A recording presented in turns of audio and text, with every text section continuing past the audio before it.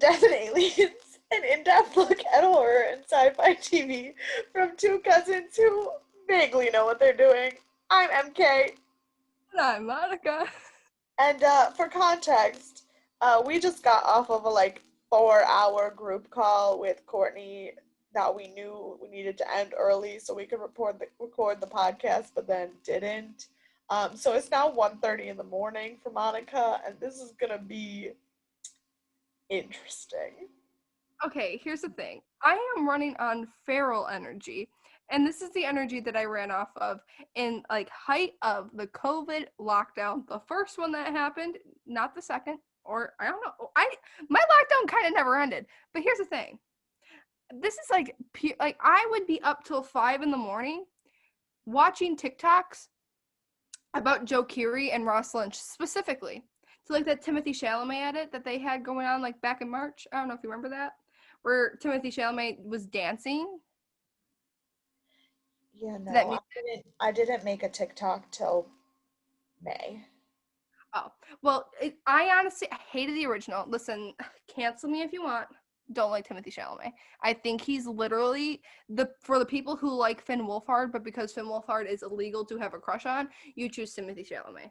That is controversial. I know that, but it's the truth. I am not wrong in this stance. You're not. Oh my God. And I have been saying this for months. I am right. Besides that, there was a Joe Keery one, and it just that was my live wallpaper on my phone for literally 3 months. Honest, I don't know who that is. Steve Harrington from Stranger Things, but you haven't watched Stranger Things yet. No, but I do know who that is. I just didn't know his name because everybody just calls him beautiful hair. So I'm running off that energy. So it's not going to make much sense. It's going to be really hectic. This is probably the most energetic that you'll probably see me. But I mean, to be fair, this episode is garbage, so I'm here as your comic relief this week. Also, if you're watching the video, I have really cool lighting in my room because I got the Philips Hue light bulbs, not Spawn, but they're pretty freaking dope. And it has Spawn, like some kind of, oh God, I hate you and your Gen Z lingo. Not sponsored. I completed the word this time, but it looks like I got some cool Star Wars thing going on, the light side, and of course we have Adam Driver because he is now on the blue side though. Because he's now Ben Solo in the past life because they had to kill off that motherfucker. Bullshit. Not bullshit. It actually made really good sense storyline wise, and him kissing Rey was not good storyline wise.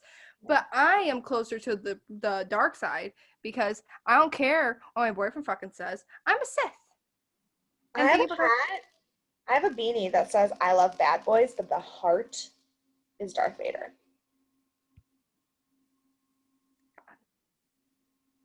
Jedis are fucking pussies. Anyway, on to the show.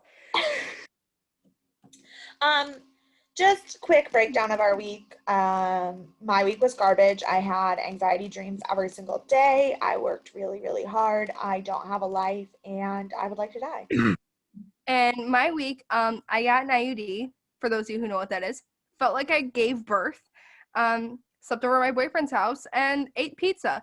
So there was my week. And then I had to watch this episode, which was a cherry on top. But I shared the story on my Facebook, and this was the highlight of my week. It's just really funny. So I'm going to share just one quick story about the shit my kids say to me. I'm teaching polygons in math right now, and I'm trying to help the kids remember because it's hard enough to remember the names of polygons when English is your first language. When it's your second or third, it's very difficult. So I'm giving them tricks to remember the polygon names. So I'm like, hexagon is the only one that has an X in it. And what letter or what number is the only one with an X in it? 6. Great. So X, hexagon equals 6. Perfect. So they're coloring in their hexagons. And this little boy, mind you, this is on Wednesday, which for those of you who are religious, it was Ash Wednesday. So it's a religious holiday. And this little boy goes, Hex, that's like hell, and the devil number is 666. Perfect.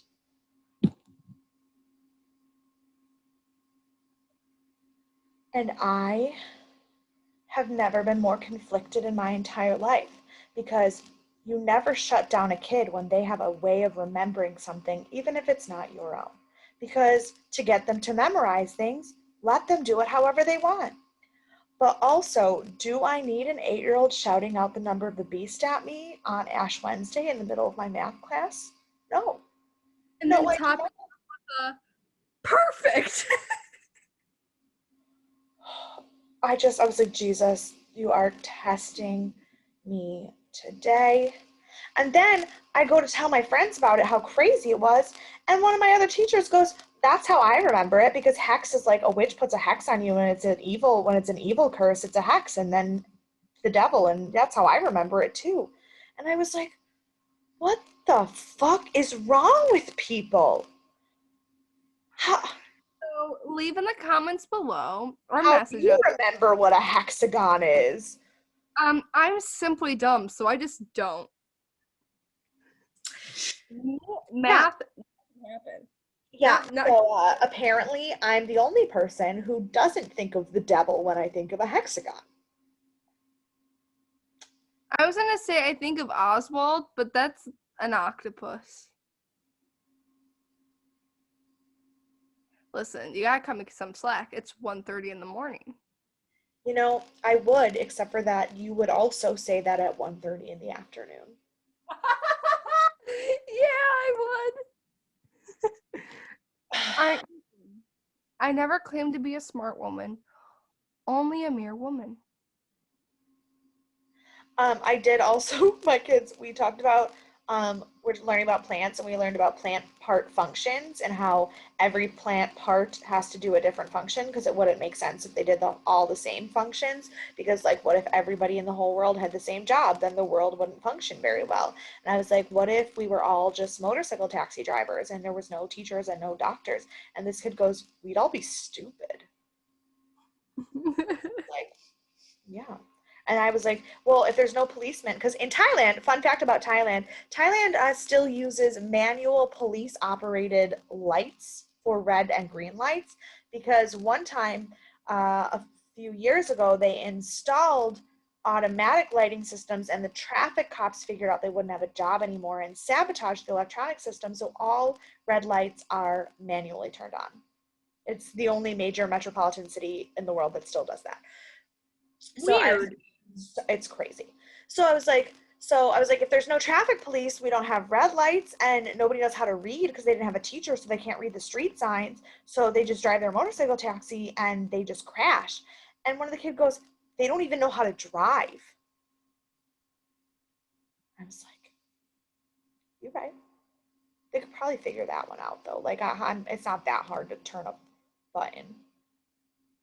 Motorcycles are really, at least the scooter type motorcycles that are common in Asian cities are not very difficult to drive.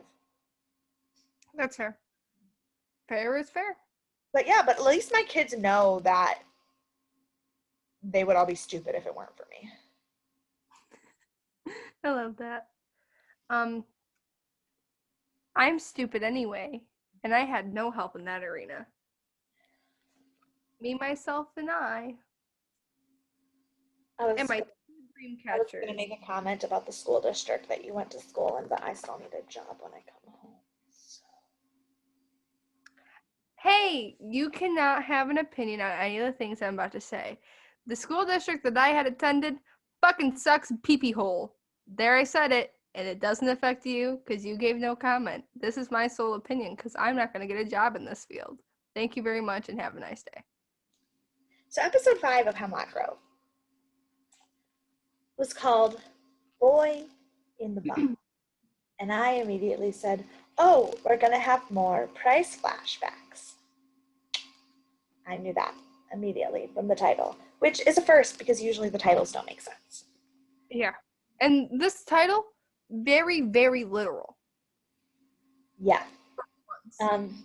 It was rated 7.3 stars. It came out on October 23rd, 2015, and it was directed by David Straighten and written by Charles H. Egley, who are both returning.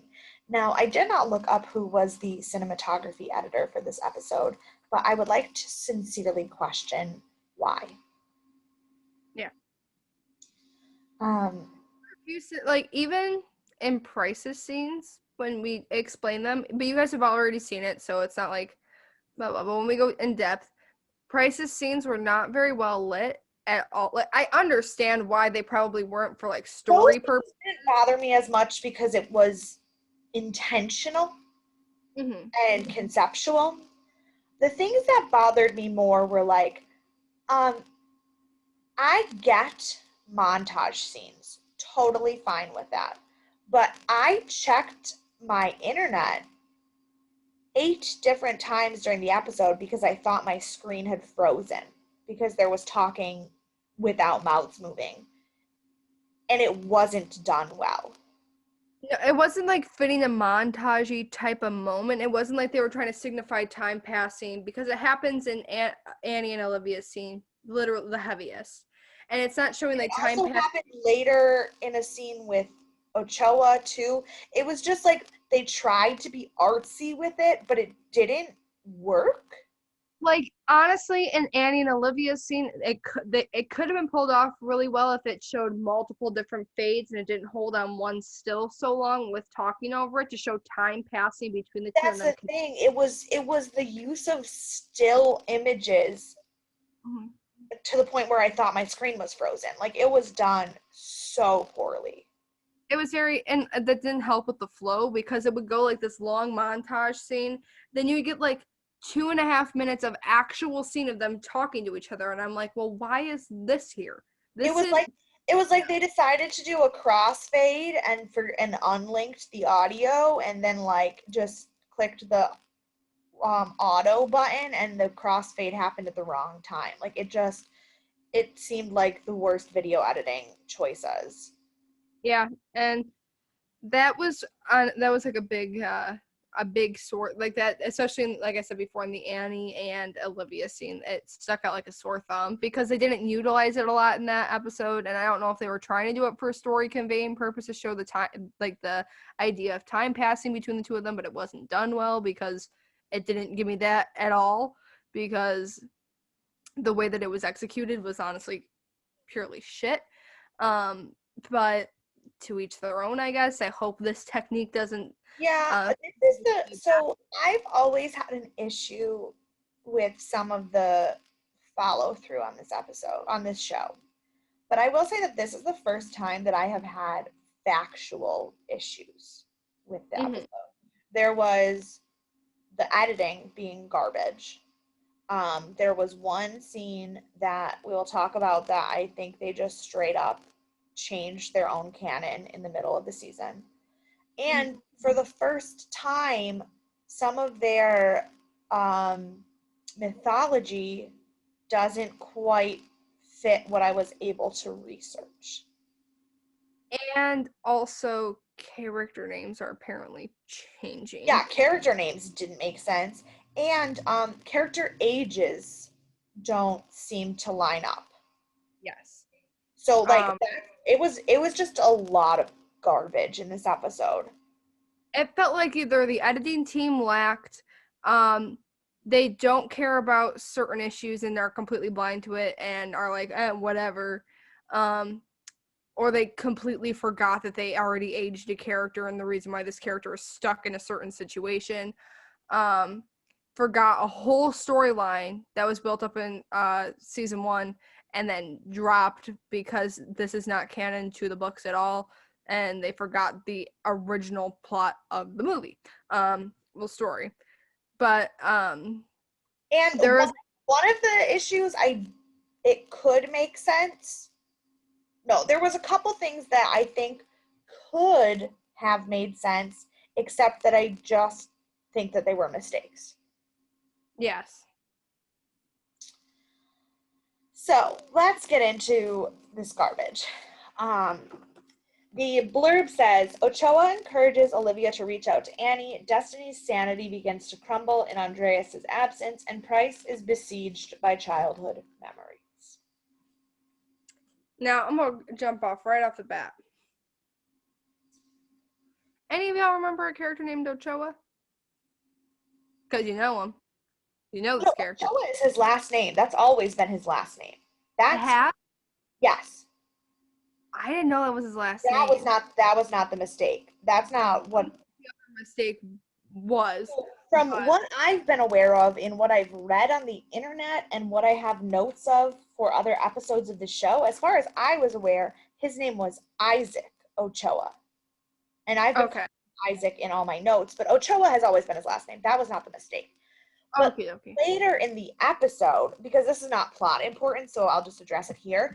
Later in the episode, it shows Olivia taking out her phone to text him, and in her phone, she has him saved as Daniel Ochoa.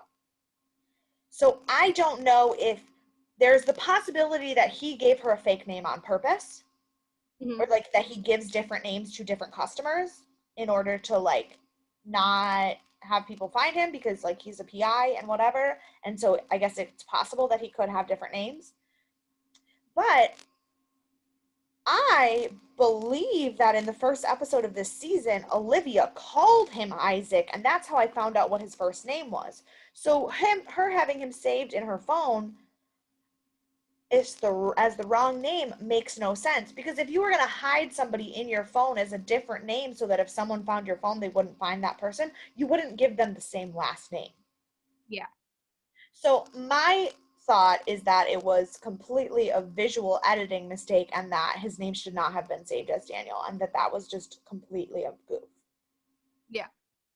Which you've been doing the show for 3 seasons now.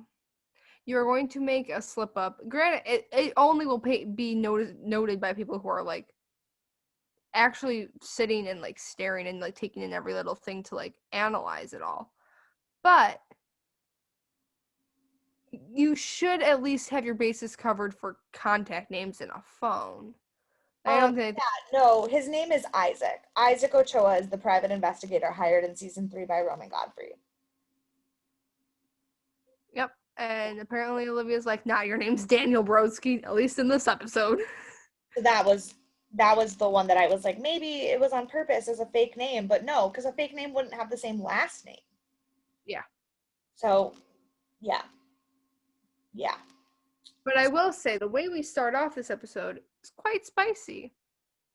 Earlier in the season, we had figured out that Price is gay.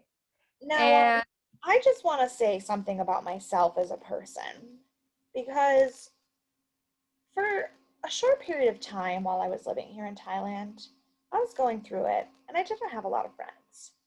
And I had one friend. And also, this is a crazy story if y'all ever want to hear this actual story. But I had one friend who was a 45-year-old single gay man. He was my only friend.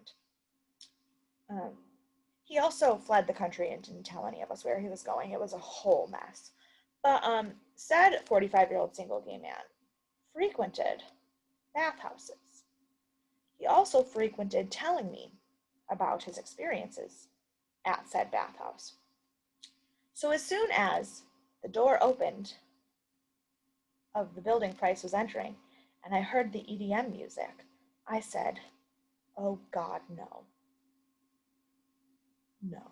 oh god, yes. So Price went to a bathhouse, which I don't really feel like I should be the one to educate you on bathhouse culture. If you don't know about it, please ask a gay man or the internet to help you because I only have one man's experience and some very odd opinions about it that may not actually be factual as to what happens because this one man, like I said, he was fucking crazy and fled the country and didn't tell us where he was going. So, like, can't really guarantee that he was the most honest about the kinds of things that go down in a bathhouse. But from what I understand, it is just random sex. Yeah. And I think I don't know if Mary Kate you're on board with this one. But I think because of how sparse the scenes involving Price, they're all relatively the same except for one. Um all are the same thing. And it's literally with us learning about Price's backstory. I don't know if you want to talk about that Yeah, now. sure. Let's just do them all now. So Price is going to the bathhouse and he's doing poppers while he's in the bathhouse, which again, my information on doing poppers comes entirely from Willem Belly videos on YouTube. Willem is a drag queen from RuPaul's Drag Race who wrote a book. And again, one person who's a little bit crazy's opinion is probably not the truth of the culture. So like, um, but yeah, so he's doing poppers, getting plowed in a bathhouse. But he's doing these things seemingly in order to, which was what I found confusing, in order to uh, relive the trauma of his childhood. Yeah. Now, I had some fairly traumatic things happen in my childhood, and I can't speak for everyone, obviously. But if sexual encounters were triggering said extremely traumatic things, I don't know that I would continue to engage. Yeah.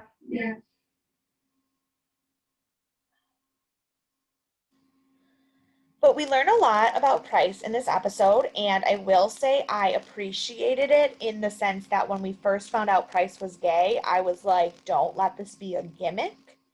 But we are learning a lot about him and his the things that are triggering said like drug problems and him going crazy this season, which it's a little unfortunate because I was thinking that this Price storyline makes me wish that the show wasn't going to end in 6 episodes. Yeah. And Like, only the Price storyline. The rest of it, I don't care if it ends. But like, if we could just have like a spin-off show of just Price, although I don't know that that's possible because I have a feeling every single person in the show is going to die before the end of the show. yeah, I was just gonna say that 'cause, like, there are so many like plots and things that I feel like are gonna have so many loose ends that it's just gonna have to be at the end, like, you know what, fucking kill them all, because I feel like they're gonna be at a spot. Like, I can't say this, but like, even if it's the intent or not, where it's going, we are halfway through this season, and it really scares me how like they could, because we're on episode 5, we just watched episode 5, we're about to start episode 6, we have 5 episodes left, 4 after we watch episode 6. Well, because I continue to accidentally spoil things for myself, there are at least 4 characters that I know for a fact are going to die, although I'm not going to say who they are, obviously. Um, Mm-hmm. let's find out on this journey together. But there are at least 4 characters that I know for a fact are going to die, and at least 2 more that I have a feeling will also die. But Whole cast is going to die.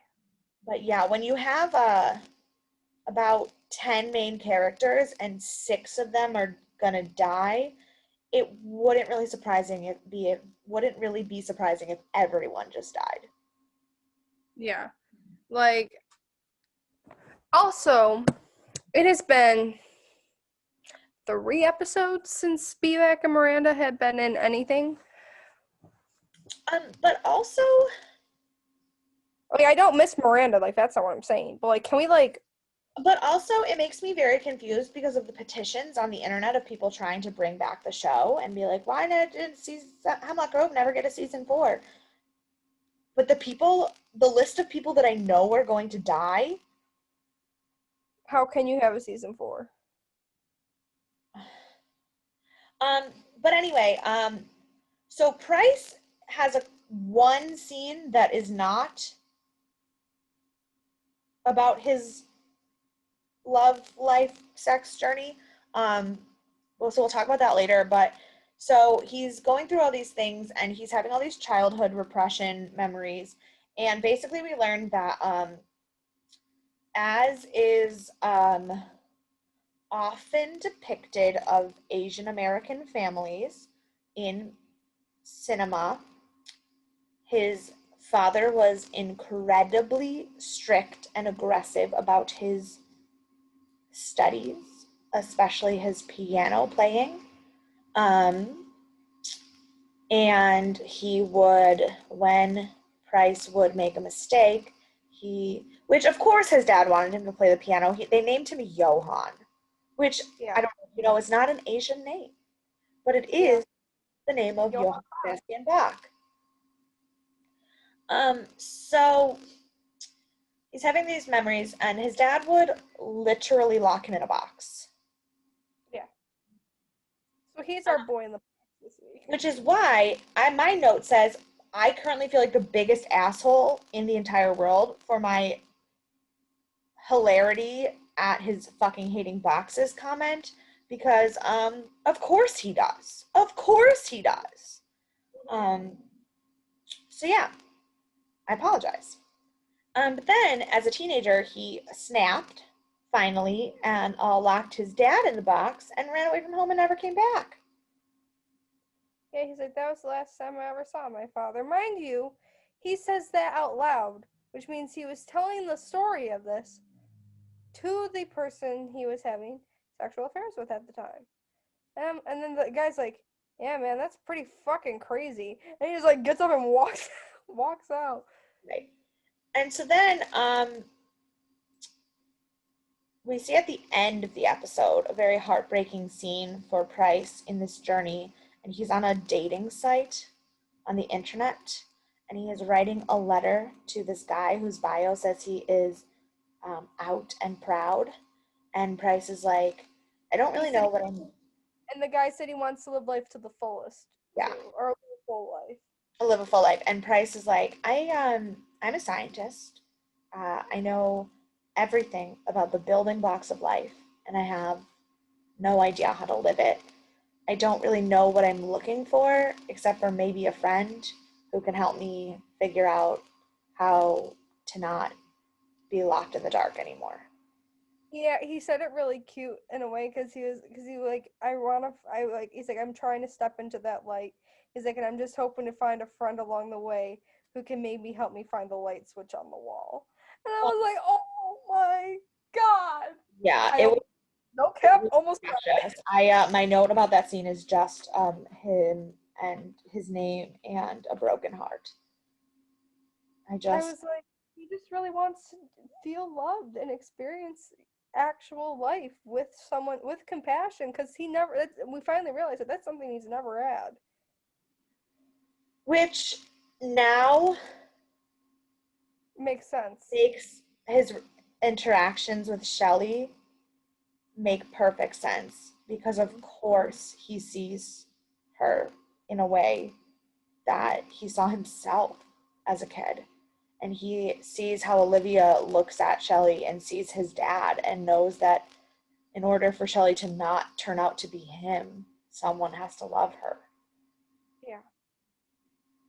And that, oh Yeah. god. um This is the only good thing about this episode. Sorry.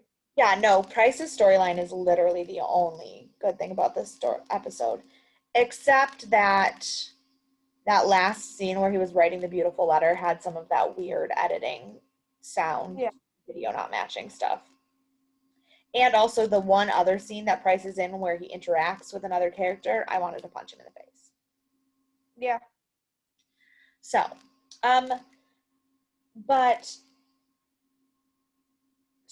then after this is totally out of order now, so I literally don't even care. I think it will probably be easier to go through each Character? character, kind of. Probably. Except for obviously in the moments when there's big interactions. Yeah. Um, but so I think it goes to Roman and it goes to Roman and Annie next. I was just trying to decide if it would be easier to just do Destiny's storyline quick because she's not in this episode a lot. yeah, but I feel like a lot of the stuff that happened to Destiny makes would be because Well, a lot of it the comes out of final, we'll talk about the final moment as the final moment, but basically, Destiny's only in like three two or scenes yeah, in the three episode scenes. other than the final moments, and they're all scenes of her like going to get try on wedding dresses, and she's trying to contact Andreas, and obviously he's not picking up. And everything is like, she's really stressed out, and like most of my notes just say, oh, poor Des, or oh, Destiny, that sucks. But my only one note really about her story is that even if she wasn't stressing out and missing Andreas, this wedding dress shopping would be hell for her. Yeah. At one point, she's asking what color the dress comes in, but she's not really listening because she's distracted because she's worried about Andrea. So she asks the question like 8 times about what color the dress comes in. And they say, Bone, no, wait, it's all for neutral beige, bone, and biscuit. biscuit. I'm sorry, what the fuck color is biscuit? What the fuck color is neutral beige? No, those are two different colors. Neutral, beige, bone, and biscuit. Oh, I thought neutral beige was one color. First I'm of like, how all, do you wedding know dresses should neutral not come in fucking beige. beige? I'm sorry, but even if they come in off-white, they should not come in beige. No. Yeah, no, that's too close to khaki at that point. You might as well wear a safari dress. Bone, perfect. That makes sense. I've definitely I, heard of bone as a color of a wedding dress before. Like usually, if ivory you is want more it in bone or common, eggshell. or ivory. It'd be ivory, bone, eggshell, and Yeah, then white, like pure white. like And true white, eggshell, bone, an ivory. ivory. Great. What the fuck Fucking is biscuit? No, you know what? I'm gonna look this up right now. oh god. What color is biscuit? This shit the color of a cookie. Biscuit linen is a very popular off-white color for bathroom fixtures. Just a For step bathroom. almost the color of a pearl or antique lace. Oh, Well, to all those people who watch David Tutera Wedding Planner, y'all will know what that means, I guess. I guess. I watched that and I didn't even know what that meant, but Yeah. So apparently but then she picks biscuit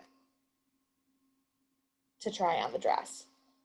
And as she's trying on the dress, her friends are like, "Oh my gosh, Andreas, you better buy that dress before Andreas uh, it's the bell sees how expensive it is." And she literally just goes, "I don't think he's ever coming back," and starts bleeding profusely from the from her.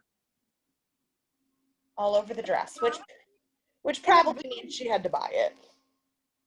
um and in a very unrealistic way as well. Because when the blood was hitting spots of the dress, there's no way, physically no way, it went from her nose to her waistline as quickly as it did. Um, it was supernatural blood. Like I know, like I get, but like there was like on the outer rim, like that looked like she was getting like sprayed down with blood. There were spots on like the outs, like whereas if it went down and like pooled all the way down, but there was like droplets on, like it had to look like she was like shaking her head like no, this. but there was also beading on the bodice of the dress, so it's possible for things to hit the beads and bounce. Eh, still, I claim bullshit on that one. That was not in my list of factual mistakes on this, but I guess it could have been. That would make my list up to 6 now. So yeah, that's all of the Destiny stuff until the end of the episode. Hmm. Okay. You want to talk about Shelly and No, I whatever? want to save Shelly because I have Okay, a lot to say about that. Um, yeah, we could do Annie. yeah, let's do Annie and Roman, and I guess by proxy Olivia.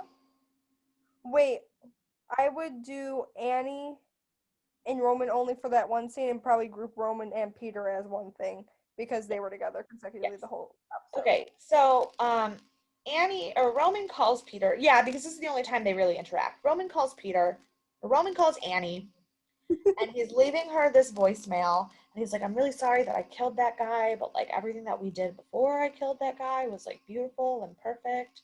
And That's your sister, buddy. I just really would like you to call me back." And Annie, Annie is listening to this voicemail, and pricking her finger and writing a word in blood drops on the wall. Mm-hmm. Now, I speak French, so I knew what word she was writing. And I wrote, yeah, you and me are both asking that question right now. Because she wrote pourquoi, which means why. And I was like, same. Same. Good to know, because I had no fucking clue what that meant. So anyone who didn't read French and just watched the show and was like, what the fuck is she writing on her wall Yeah, with she blood? wrote why. Also, unrelated, but it is what I think of every time I see the word pourquoi. One time, my sister Brianna and I decided it would be really funny to watch random scenes of Donnie Darko in different languages. Just the scene where he sees Frank for the first time after the plane falls on the house and he's standing across the street staring at the rabbit and he just looks up at him and says, why? But we watched it in like 8 different languages, and by far the funniest was French because he would just be like, pourquoi? It was great. So now every time I see the word pourquoi, I immediately think of Donnie Darko, which is probably a good thing I don't live in France because that would be weird if every time somebody asked me why, it just was like flashback to Donnie Darko. Um, but yeah, so she was writing why in blood on the wall, and I was confused. Um, but as far as Annie's storyline, she then gets visited by um, Olivia, who comes to apologize and make amends and love her firstborn child. And Olivia was laying it on real thick. Yeah. Like, to the point that we're, and this is where, like, me and Mary Kate have an agreement about this scene. Because watching it, Annie's asking all the questions about why she gave her up, why she did, like, why did you do this? Did you ever look for me? And Olivia's being honest about certain questions, but to us, dishonest about others because we heard this story originally back in season 1 when she was telling the fairy tale or whatever to Roman when he was in his coma. Or was that when it happened? I can't fucking remember. No, it was flashbacks. She wasn't telling the story to anyone. It was flashbacks, which is why I think that it was just bad writing. So Yeah. in season 1, in the final episode, when Olivia is preparing Nadia to be Call eaten by Roman and him turn into an Opier and all that fun stuff, we are seeing flashbacks of how she turned into an Opier. And in the flashback, we see that her and this slave boy ran away and they spent one magical night together in the woods in the winter. And then when she woke up, he had left her and stolen all of her stuff. And she cut off her tail and killed herself. And then her dad came by and woke her up, and she was Upir and also pregnant. And And then, also, real quick, one thing we haven't gotten from that story, which I don't think we ever will, because apparently they don't fucking remember the story. We'll never know why Olivia had a fucking tail either. yeah. So, and then she gives up the baby because she doesn't want anything to do with it because he was a dirty gypsy who abandoned her, and that's where her hatred of gypsies started, and Mm-hmm. apparently also men. Um, but then when she tells Annie the story, she says that they got pregnant before they ran away and that they were waiting to run away till it was warm out and they were going to go to Greece and he was going to be a fisherman and she was going to be a fisherman's wife and they were going to be happy and in love. But then he ran away and left her there and taught her that all men ever do is abandon you. Mm-hmm. And it wasn't a good story. It didn't make her out. And then she gave up the baby, but she also lied about giving up the baby on purpose. She said that they took the baby away from her. Yeah. Which I guess they kind of did. They were like, we'll have it raised as if it's your sister. And she was like, no, I'd just rather not have it here. Yes. So, This is where there's that issue because Olivia was also very honest with her about, well, did you ever look for me? Um, like, and she no, was I never came to find you. I was being very selfish, but I'm also clearly not a very good mom, and I kind of want to try again. And so. My she's whole like, thing we're was, why very would different people who have very different life views, but like maybe we can find something that we agree on to like try. bring us?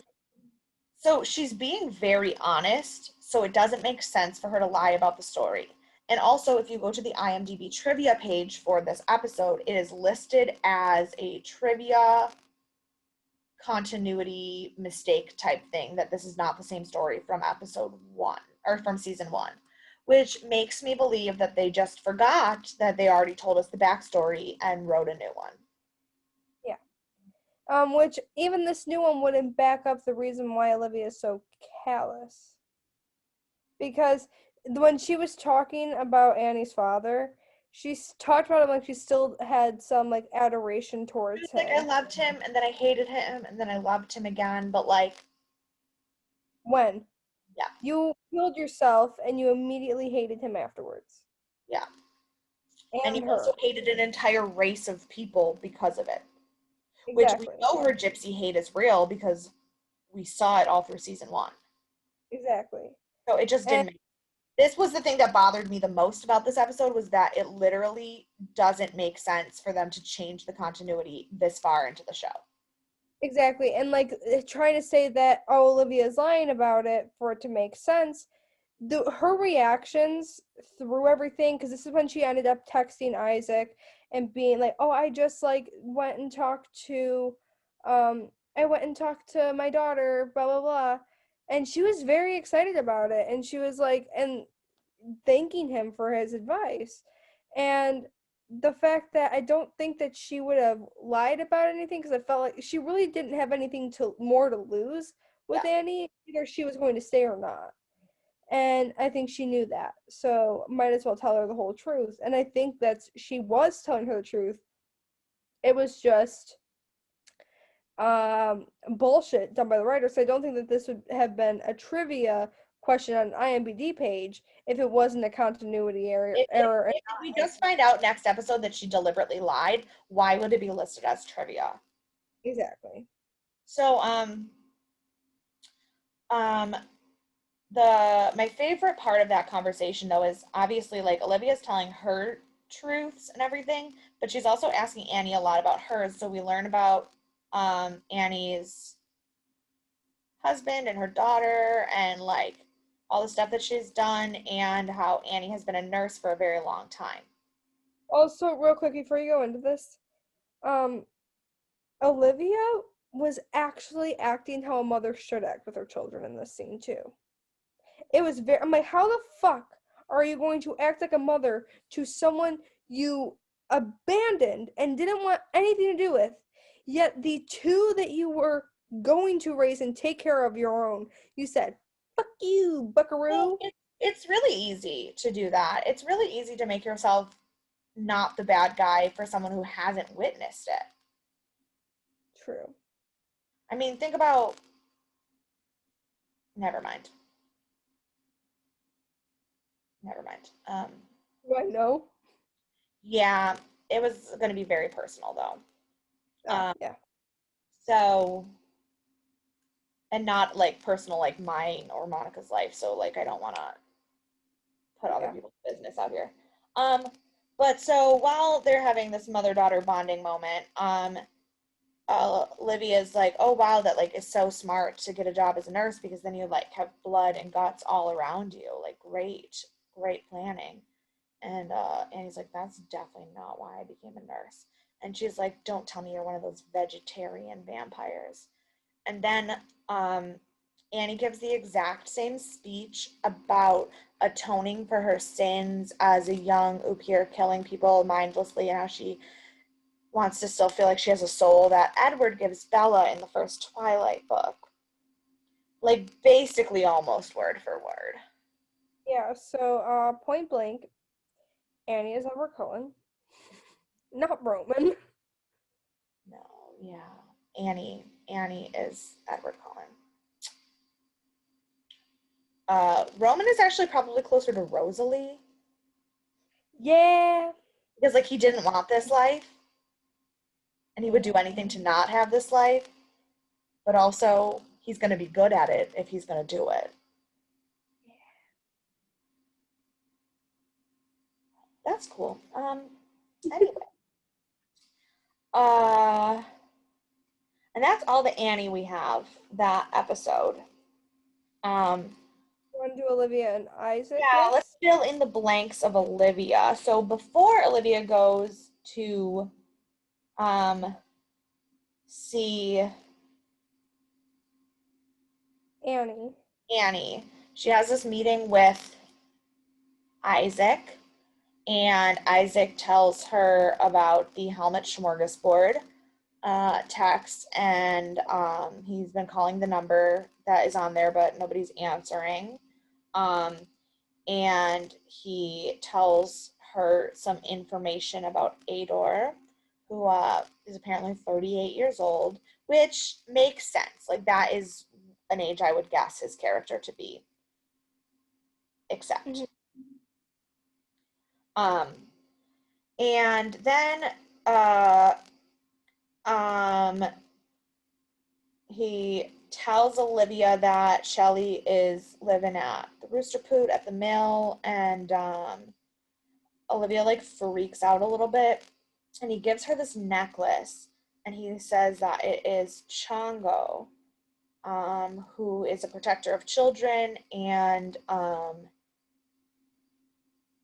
also Spanish slang for a monkey, and it's like a talisman that he uses to like for good luck. This is the time that I said that, as far as I can tell, like, obviously I am not incredibly well versed in Santeria, so I don't know exactly, but from what I was reading, that is not what Shango is the protector of. He is a god of music and also the protector of people being burned or dying from fire. Yeah, Uh, no, same thing. but of course, like I said, not super well versed, and obviously, like, Santeria is a Spanish African diaspora culture, religion type thing that exists in multiple Latin American and Caribbean countries. So there may be different versions of it, but and they have been really, really good at mythology so far. So I was very surprised by this. But the other thing that bothered me about this scene was giving Isaac a background in Santeria. Because in season 2, the private investigator, who I can't ever remember her name, Yeah. who got arrested and whatever, who was trying to help Norman, she was very, very like, of course Olivia's a vampire, of course she's a monster, witches are real, blah blah blah. And so, like, for Ochoa to be carrying around a Santeria talisman and not be, which, like, everybody has that like crazy grandma who gives you a gift and believes in some weird shit and you just go with it, but his like lack of even considering the supernatural makes his attachment to that talisman hard to believe based on what the show has previously said about Santeria culture. That's very true. So I just found that whole thing to be, Kind of sus. yeah, like, just bad writing. Like, because it also wasn't integral to the plot at all. No. So it just was unnecessary addition to add a layer to his character that then doesn't make sense for his character. Yeah. But again, a lot of stuff in this episode doesn't seem to make sense for any of the characters because I can't tell if it's writing errors or the characters doing these things. Yeah. So then Olivia goes to um, the Rooster Poot to confront Shelley, and Shelley stands up for herself, and Olivia gets really upset. And Isaac is like, "How do you think Annie felt?" And that's when Olivia decides to go talk to Annie. And then we have that whole scene with her and Annie. And then afterwards, she texts Isaac to come take her on a date because she's so happy.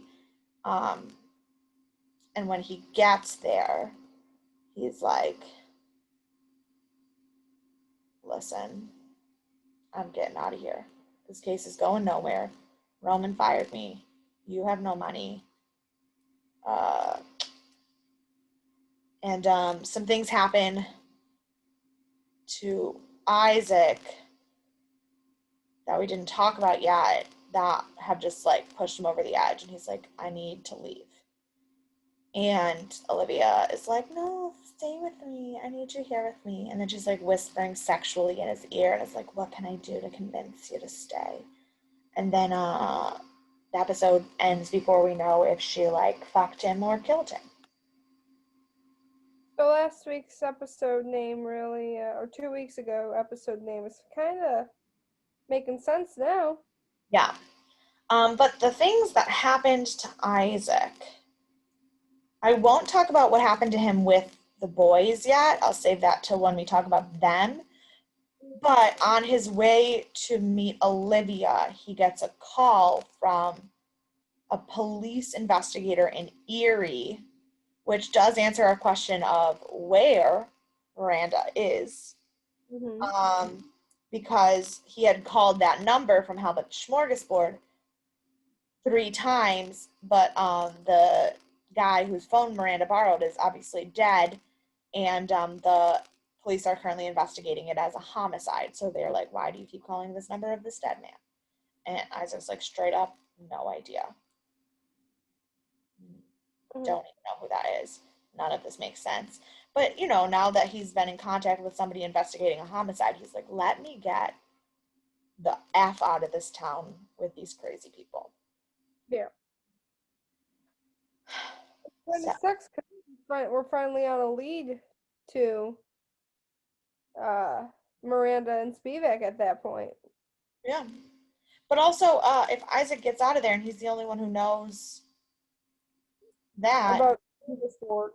about the phone being a dead guy in Erie, how is the rest of our cast going to find Erie? We Yeah, know, but they don't. um. So now, do we do the Peter and Roman storyline or the Shelley storyline? Um, Shelley, because that leads to the end that will link to Destiny and to Isaac. Okay. So Shelley is I have to note when we first see Shelley, she is humming a little tune while brushing her fucking teeth. She's like, I'm happy. I'm brushing my teeth, bitch. everything's going great for her.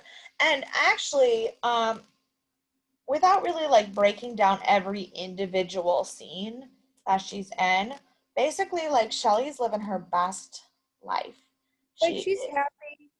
she's happy. Arctic. She has people who don't look at her like she's a freak. She's making friends. What is he? Um, she's got a very handsome man flirting with her. What's his name? I can't pronounce it. Ader, Ader? Ader Quantic. I keep calling him Articus. Nope, it's Ador, Aitor. Also, I Ader. watch with subtitles. Oh, I do too, but I just, for some reason, want to call him Atticus. What do they call him? Atticus? Atticus? I don't even know what word you said. So Oh, Ader's flirting with her, and they're talking about James Cameron heroines and cute movie stuff. And then she tells this beautiful poem, and she stands up in front of everybody. And she's like, I'm really nervous to get up there. And he's like, if you feel nervous, you just look at Nervous and say, hey, I found Narvis here. Does anybody know who this Nervous belongs to? And then you go on with your life. And it was all really wonderful. And I have lots of hearts every time I talk about him. Except, First of all, the man really loves Piranha 2. That's all I'm going to say right now.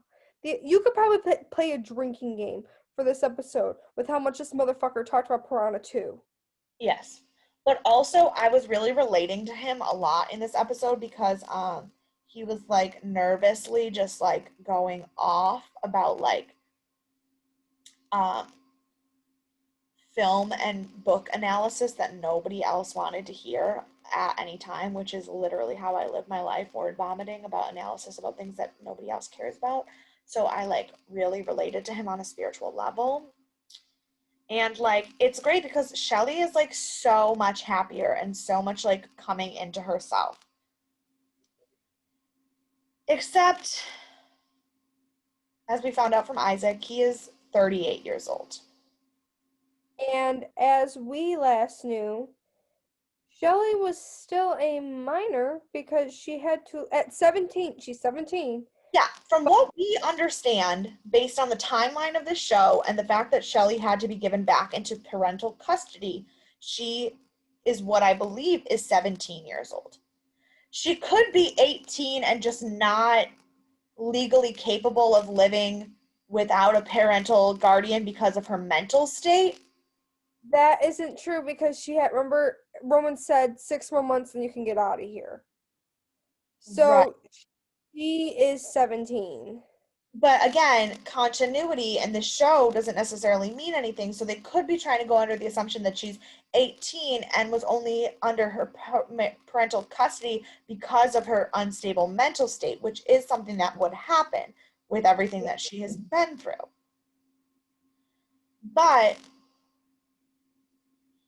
if we're going under the assumption that Destiny, the whole timeline of the show doesn't make sense because at the beginning of the show, it was the There summer. was there were 6 months between season 1 and season 2, and Wait, hold on. apparently The first season, what was the timeline of the entire first season? It took place in what? Roman was 17, he's 21 now. How is he 21 now? That doesn't make sense. Or he's 20 now, I'm sorry. Because the first season, It was his 18th his birthday. 18th birthday was in it, but I'm trying to think of how long the season actually was. Because we know, I think there was 3 full moons, because one girl died, and then another girl died, and then they had the war. So it was 3 months, and then another 6 months, and then season 2 was only 2 months, and this has been maybe another month at the most. Yeah, because in between season 2 and season 3 it was 6 weeks. Yes. Did everything. Yes. So we're looking at about a year and a half if we're pushing it. Mhm. Which also doesn't make sense for Roman to be 20. Sorry, but he can't be. If his 18th birthday was the end of the last episode, he has to only be like 19 and a half. About to turn 20 About to then. turn 20. I think me and you guessed him at being 20 at this point. I Right, don't think that because was. we were guessing based on what it seemed like, but timeline-wise, that's not possible. Yeah, so he has to be like 19, almost 20 at this point. Which makes Shelley 16 still, not 17. But if it's 6 months before her 18th birthday, she'd have to be 17. So basically, fuck the writers of the show. Yeah.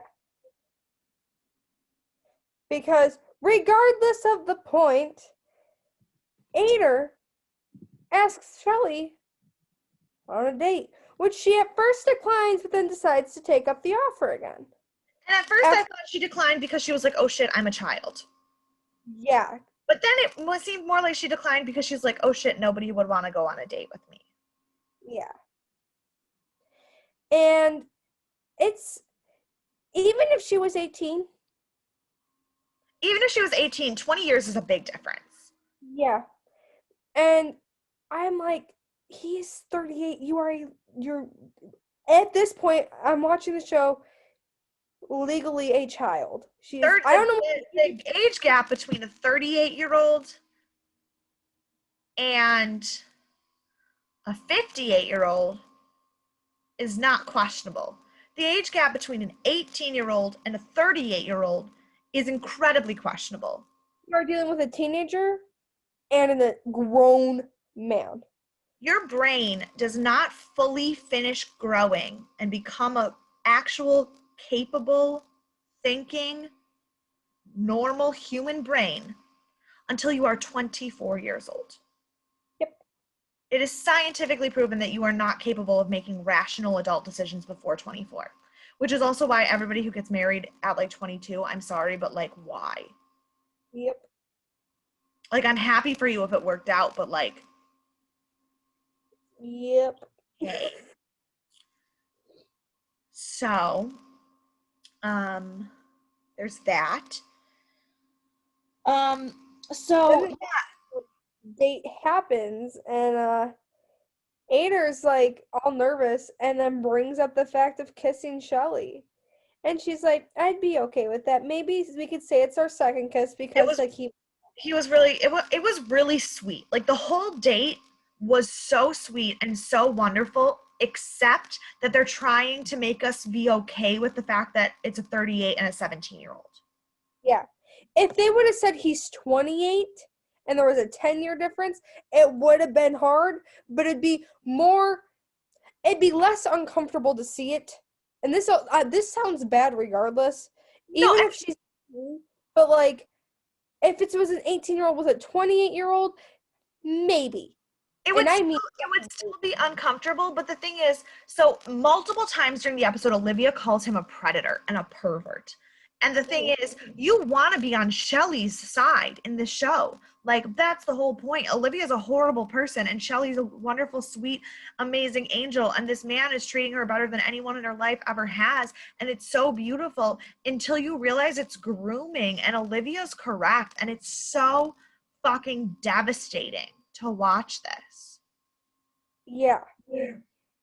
And like I said, I literally have a note that says, I'm really scared, and part of me doesn't trust Ader because, first of all, nothing fucking good ever happens in this show. Second, I don't trust, like, this is gonna sound really bad, but I don't trust Ader enough for him to completely just be like, all of your insecurities, Shelly, they don't bother me. Like, there's something about, not This is, saying that can't this is happen. gonna go one of two ways. There's only two paths that this can take. One, he's going to turn out to be a bad person and Shelley's going to get broken again and it's going to be devastating to watch, but like it will fit with the theme of this show never having a happy ending. Or nothing's going to go wrong. He's going to continue to be wonderful. Shelley's going to be the only person who ends up happy, and we're going to have to somehow pretend that it's not disgusting that he's 20 years older than her and preying on her because at least Shelley has a happy ending. And I'm not okay with either of those options. But if I had to pick one, I hope he fucks her over. Yep. Because then at least we're not rooting for a predator. But also, not in a literal sense. I'm Oh, hoping please that God, no. we've already seen Roman do something really bad to a person in this series. Yeah. I don't want to say this and sound awful. I wouldn't be surprised if the writers were really going to try and cross that line. But the only thing I can give justification for the first season, it was based off the book. So I'm assuming that was in there because it happened in I the book. also think that in the first season, we realized that most of Roman's erratic behavior was because of what Olivia was doing to him that we didn't know about. So it's almost like you can forgive him because we can still hate Olivia for making him not mentally stable. Yeah. Because he obviously since then has not shown that kind of behavior and has shown regret and remorse for everything that he did while under her control. Yes. So this, as far as we know, there is no magical demon controlling Ader. Yeah. Unless like there is, and then that would be a weird way to take this. But at this point I wouldn't be surprised by anything. But based on traditional storytelling and what you would assume would happen, it's going to go one of two ways. Either he's a terrible person and he hurts Shelley, which will be painful to watch, but it will at least be justifiable. Or Not a Is terrible person, and the writers are really going to try to get us on board with a predator. And my only thing is that if it does turn out to be the fucking Shelly over thing, that means that Olivia has to be right, and in a sense that Shelly will probably either have to be told or experience herself the terrible thing that Ada would do. And that scares me to see. Oh, for sure. For sure. Also, at this point, does Shelly know what her mom is? We know she knows that her mom's a horrible person. Oh, We yeah, know that no. she hates her mom. But Yes, she does yes, she not knows. know anything about the Opirism. She doesn't know what her mom is. She still doesn't know that Norman's dead, which means she also doesn't know that Roman is capable of any of these things. She also doesn't know that Roman is only her half brother. Yeah, she knows Oh, nothing. Which means that at some point, for this show to have a conclusive ending, at some point, Shelley's going to have to find out the truth about everything, which means Shelley's life is going to fall apart anyway. So, like, would it make sense for the catalyst of that to be this guy? Kind of. yeah. So, one can only hope that this goes in a horrible direction for Shelley, purely because otherwise the writers are really that fucking bold that they are gonna have the audacity to make the good guy a predator. And literally like this, and that's what freaked me out about it. All the tactics he is doing to Shelly, whether they are outright sexual or not, is standard typical grooming to gain the trust of an insecure child and to get that comfort to have that. It So would be very insincere to say that this episode was not massively triggering for me. yeah. And honestly, like we'll like put Mary Kay, I don't know if you can like voice record to put in a trigger warning before we start talking about this part of the episode. But if this was really triggering for you, I'm sorry. We normally try to catch it, but we weren't expecting to go into a huge. Yeah, but I mean, also, like, if it is triggering, obviously, like, full transparency about who I am as a person, I was a victim of grooming as a child. I will not go into details at this forum of the things that I did go through in my life and the level at which they were, but so this is something that I have experienced. Um, and it is exactly like this. It is someone telling you that you're smarter or prettier or better than what people think of you, and finding the things that you love and making connections with you on things like that, and making you feel like there isn't anything wrong with it being a not okay relationship. And if it is triggering, I'm very, very sorry. But I also think that it's very important for people to be aware of the fact that these things happen, and that someone, like, literally 2 episodes I was talking about how I was now in love with this man and this guy, and like the way that he is, and the target version of Matthew McConaughey, and the jokes that we were making about how smooth and how sweet he is. That's what a predator looks like. Yeah, and that's what a lot. It's not like some weird creep sitting.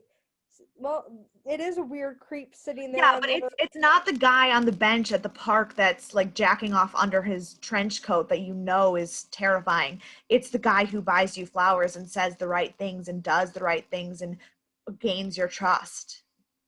But at a point in your life where Where a you're person. not capable of knowing that that's not okay. Exactly. So be careful. And if you ever find yourself in a situation like that, make sure you tell someone, even if, or hope that if you are seeing someone that is experiencing this and these sound like signs of someone who is in a situation and they can't tell themselves, try and have a conversation with them or let an adult know so that they can get the help that they need. And Um, and be aware of the fact that these kinds of people can make you feel isolated in a way that you don't realize that's what's happening. Um, like, it's really tough because Shelley is exactly the kind of person that they would target, because she doesn't have some. Ab- She doesn't, her mom is trying to rescue her, but her mom is a horrible human being. So even though technically Olivia's doing the right thing by trying to get Shelley away from this man, but at, he picked a girl who doesn't trust her family. yeah. And also another thing, Olivia came in and Ader was trying to make Shelley laugh by putting bunny ears above Olivia He because was like he, helping her feel like it was okay to separate herself from Olivia, which yeah, again is frustrating because of course we want Shelley away from Olivia. We want Shelley to be safe, but this is not safety. no. And this is gonna be really this will be a very hard pill to swallow if the writers of this show thought that this was a good story arc for Shelley. They could have had something else happen for Shelley for her to get a happy ending if that's what they wanted to give Like her. if we want Shelley to feel beautiful and feel empowered and learn to stand up for herself, this was not the way to do it. Well, do it by someone who is either in her peer age range or um have her find it in herself and not have her try and deal with it by getting groomed Because, by a really shitty guy. because Ader almost could have been a surrogate for Uncle Norman. Yes. It could have been that relationship.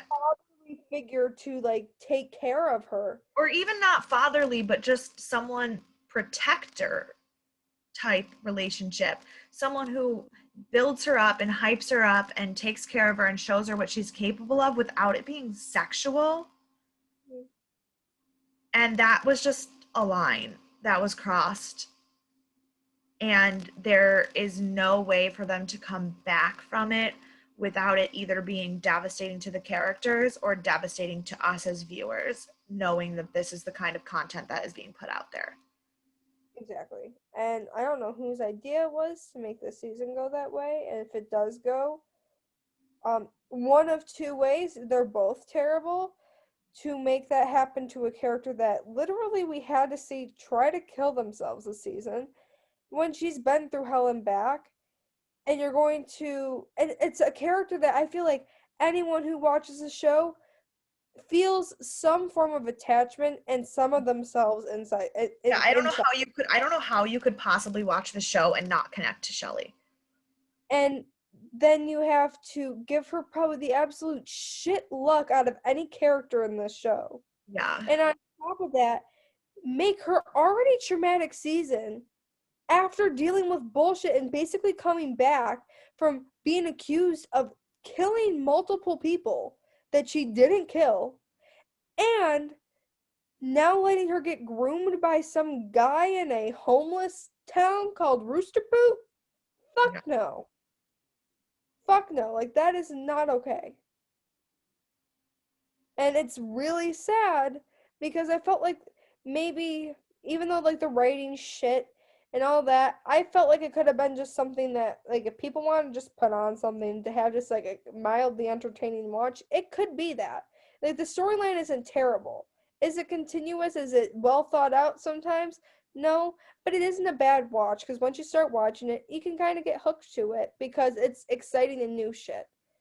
But if you're gonna promote this behavior and think that, oh, like, this is cool, like, we had an in-depth conversation about with Roman's scene, but when it was later on described, and because you were both like, we don't know how we can, like, how you can make the person that we're supposed to be rooting for this season do something like that, and the last episode you realized, oh, well, that would explain all the terrible things that had happened. Right. They gave us a way, they gave us an out to still root for the character, even though he had done something bad, because we learned that he did not do it of his own volition. So like And it was any of still that. tough, but it wasn't it didn't make his character unwatchable.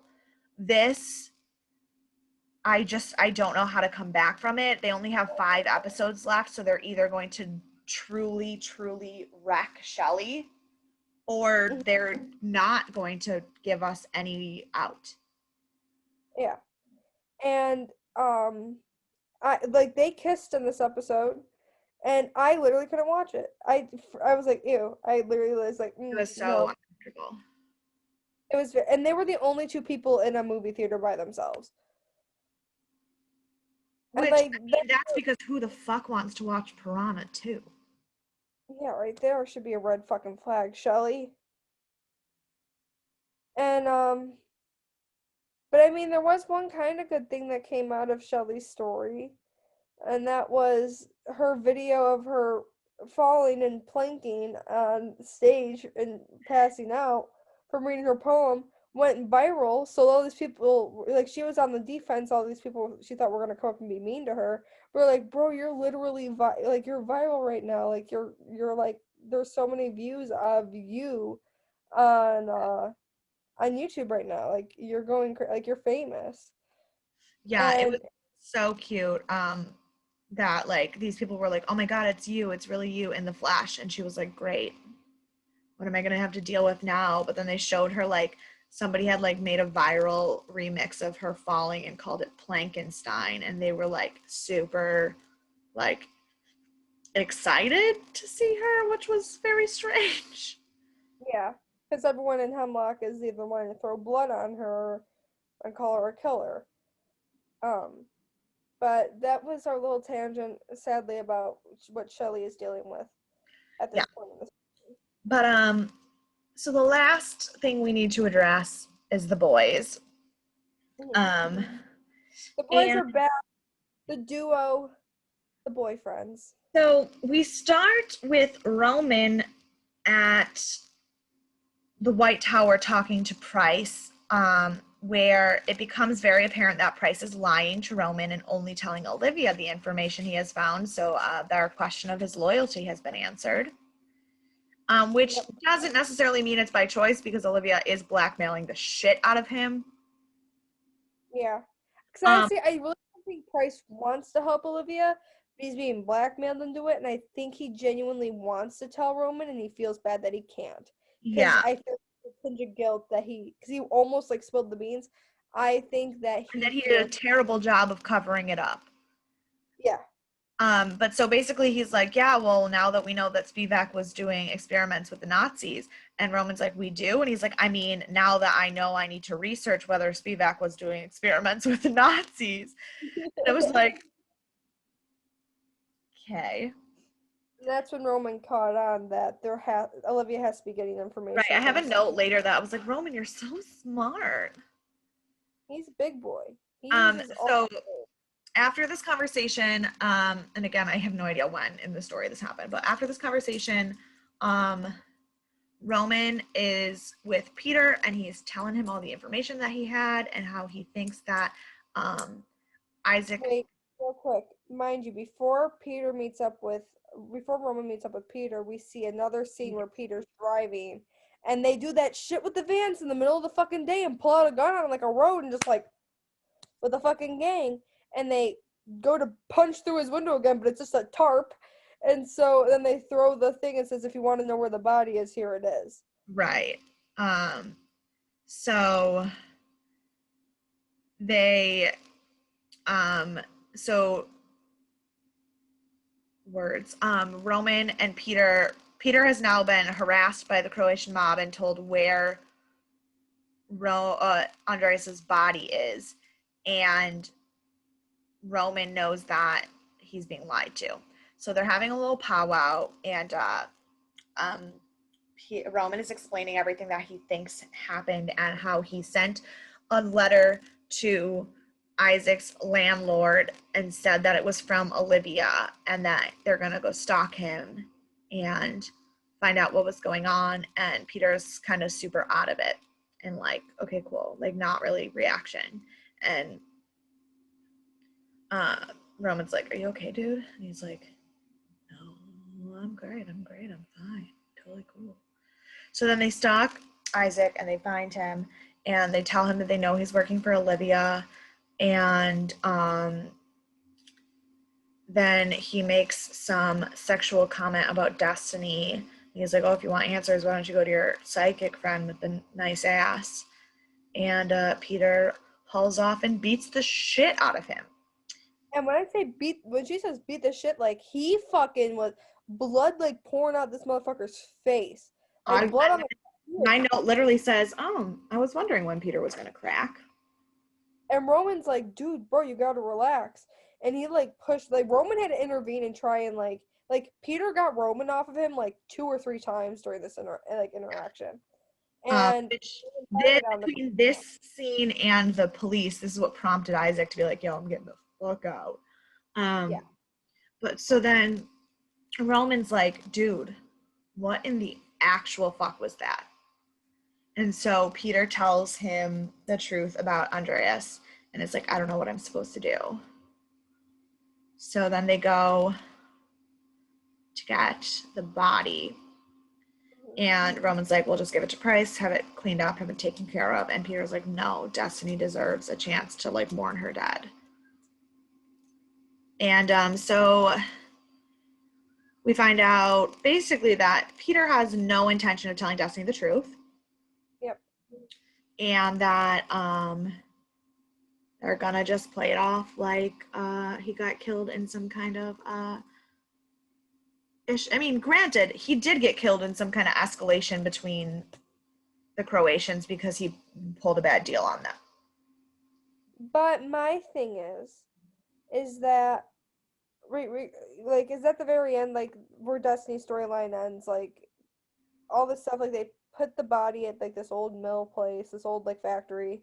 They also And left a really, really, really uncomfortably long close up on his face where I was afraid he was going to come back to life. yeah, I was like, the fuck? I'm like, stay dead, bitch. Um, and then they leave him there. Roman calls him the tip because Roman's like, you need to stay like tells Peter, you need to stay the fuck away from this. I'll call it in. Yeah. Um, and then they end up going back, and then Destiny's sitting in the apartment alone, and then Peter walks in. He's like, I went down to the morgue to like make sure for myself, and he's like, I'm so sorry. And then like she cries, and Peter's like hugging her, and he's crying because he feels remorseful, for not telling her. And it's my only concern is if the police look into it and find that all of his friends are dead, the Croats are going to go after Peter for possibly subjecting them to police intervention.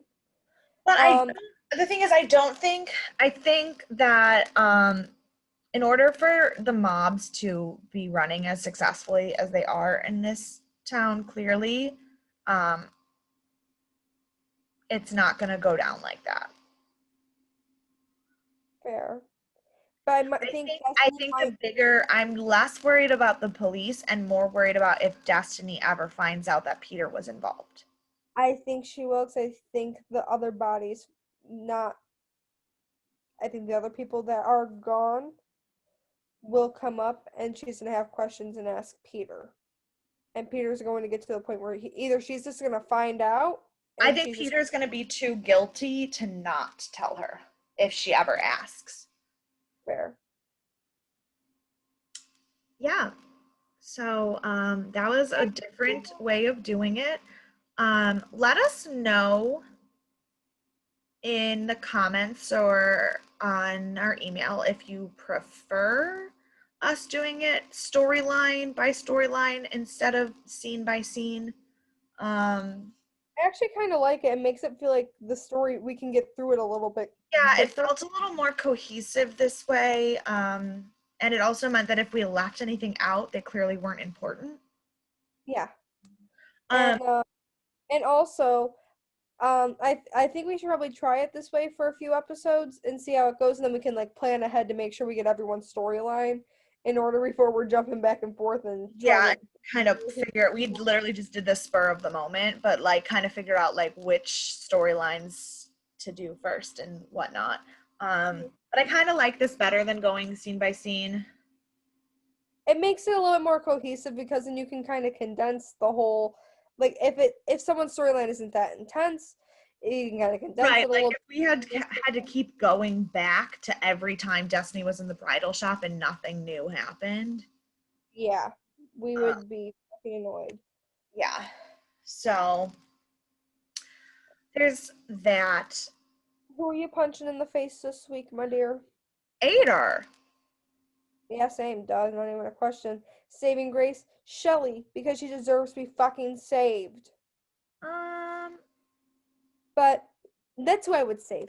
But my actual saving grace, like person who I think like saved the episode, um, honestly, I'm really gonna go with just for performance and like acting alone, like Peter. yeah. Yeah, Landon Laboran acted the shit out of that episode. That was top notch. I also would like to give a nod to Price for his storyline being the Yes. only thing that was like actually interesting. Yeah. Um, And very aggravating. yeah. Yeah. Um, Also, I would like Olivia to die soon. Same. Not because she's not a compelling villain, but because this I'm gonna whole go. this whole pathetic trying, like season 2 when she was like, I'm going to be a better person because my life almost fell apart and I might be dying and I'm just going to try. I believed her. Yeah. I don't believe her anymore. I don't know what game she's playing at, but whatever it is, she's not doing it well, and I'm Yep. tired of it. Yep. I'm done with the Olivia bullshit. Like, not like the character's not a bad character. It's just you're using her as like your like almost every season as your main antagonist, Which and is it's fine, except for that they're recycling it. It's like it was compelling when she was the mysterious bad guy that we didn't know anything about, who had all these weird secrets. And then it was compelling when she was trying to be good, but she had done so much bad that nobody believed her. And then it was even compelling when it was like, nope, fuck you, I'm going back to being toxic because you guys took my love for granted. Fine. But now it's like, she's reverted back to season one without the mystery and more it's like pathetic. trying to be good, trying to be bad, trying to be good, trying to be bad. And it's getting old and it's getting stale and nothing is happening. And her storyline is no longer the focus of the um story and it's not compelling. I honestly don't know if anything in this episode was compelling. Yeah. Like the only thing that I feel like Olivia's there for is just for fanfare at this point. Like her character, honestly, like her character arc, either she should have died from the cancer in last season. Which is Uh, honestly, I actually said this to a friend this week. He was like, I can't believe she's still alive. When I was talking about the episode I had just watched, he's like, I can't believe she's still alive. And I was like, I can. This is back in 2015. And as wonderful as a lot of these actors are, in 2015, nobody on that cast list was known except her. yeah, Famke Johnson is their paycheck. They can't yeah, kill her off. But they could at least write her something interesting. yep. Because Bill didn't land his role as Pennywise Right. till I mean, Bill was Hemlock Grove was one of his first big things. And he didn't really get media attention until Pennywise, and also his brother getting Tarzan. Um, and Landon is still not very known. Joel Little Fuente is still a very niche actor who's doing some really great work, but like a lot of it is theater, and like most people really didn't start to recognize him until Man on the High Castle. Um, Kanetio, who is plays Destiny, is honestly more known for Indigenous people's activism than she is for acting. yeah, Like you're not dealing with a cast oh, of like actors. yeah, Not to say that any of them are bad actors. I think they're all phenomenal actors, but like this is Netflix in the beginning of them doing original series. Like remember, this show started in 2013 and also the first Netflix original show ever was in 2013. So yeah, we're not talking about like Bridgerton or something that is getting watches just because it exists. Like this was when they were still trying to convince people that they could do a show. And they're working with a budget that is not what a 2021 Netflix budget looks like. And so exactly. without Famke, they don't have a show. Not Mm, really. Hemlock Grove is not, it's not a book series, it's one book. It's yeah, not, it even now, 6 years later, most people I know have not watched the show. It's So a very without her, there is no Hemlock Grove. Like, granted, Roman and Peter are the main characters. They're the compelling story. And truthfully, I only watched the show for Joel de la Fuente. But without her, there is no show. to get it at least into the mainstream spotlight. After you watch it, you'll start to fall in love with the other characters as we have. But in terms of production and budget and making a TV show, if I'm the producer of the show, I'm not killing off my cash cow. Yeah. And that's the shitty thing, because that's when it comes down to sacrificing a story for money. And if this was the last season anyway, she could have died already. This is the last season. That's true. It's the last season. Every episode comes out at the same time. But if you are someone of that stature and you sign a 10 episode contract, you're in 10 episodes. Yep. So, and I do know for a fact that she is the highest billed on IMDb with a 33 out of 33 episode appearance rate. So if she does die, it won't be till the last episode. And we can't be concerned with that. So, which, not to say that she doesn't deserve top billing. That's not what I'm saying at all. I'm just saying that I feel bad that someone of her caliber, with as interesting a potential character as she has, is been giving such shit to work with. Yes, especially come this season. Yeah. Because there could have been a real change where she could have changed for the better and started actually doing what she was going to do in season or even being more purely evil. It's this whole fake nice thing that is so uninteresting. Like, I would have really liked to see Olivia turn out to be that good character that she really wanted to be. For sure, but also the Olivia who ripped Norman's heart out and then drank Michael's blood out of a tube and watched him drip down the drain. That would also have been interesting. It's this fake, like, I'm sorry I didn't look for you. I'm so happy you're my firstborn, that I don't buy. I don't buy it, and I don't like it, and I don't find it interesting. I just feel like the writers for every episode were just confused on how they also interpreted Olivia, so it's just making everyone else so fucking confused. But I mean, on a show like this, you do have a different writer per episode, but you have 3 or 4 script supervisors who make sure that there's coherence in the whole season.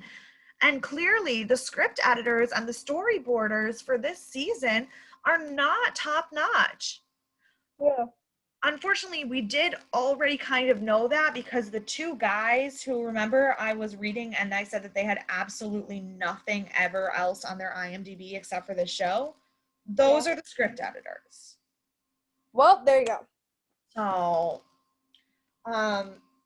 with that, please leave your comments about what you think how you think we should format these episodes, what a version of Olivia you would like to see, your theories on how badly they're gonna fuck up this Shelley story, your thoughts on how soon it is before Destiny realizes Peter's lying and fucking blows her top.